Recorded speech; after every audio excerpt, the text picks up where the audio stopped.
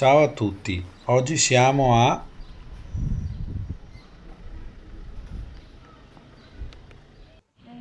che si trova a Revine Lago in provincia di Treviso.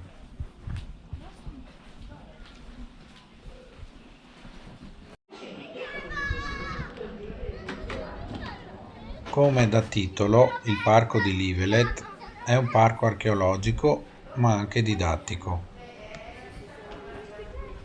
Il parco è nato nel 2007 per valorizzare i ritrovamenti archeologici trovati nelle vicinanze.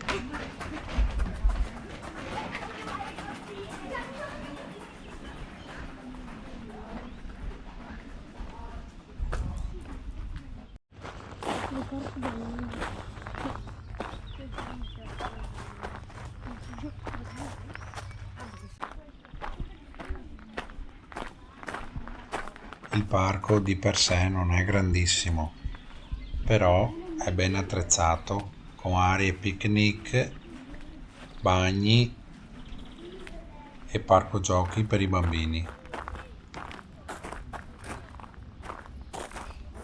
Il prezzo del biglietto a persona è di 5 euro. I bambini sotto i 3 anni non pagano. C'è un punto didattico dove vengono coinvolti i bambini e poi ci sono le famose 3 palafitte.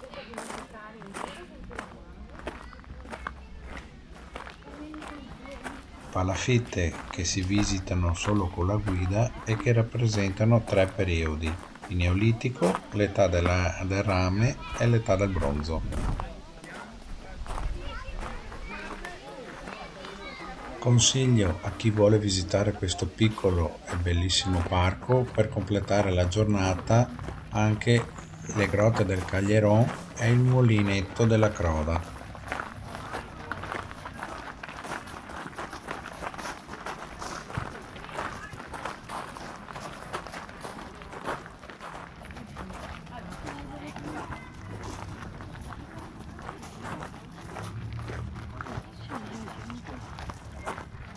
Allora, chiedo ai giovanissimissimi, che classe più o meno avete fatto quest'anno? Che classe hai fatto? Terza. Terza. Beh, lei prima? Terza. Terza, perfetto. Prima.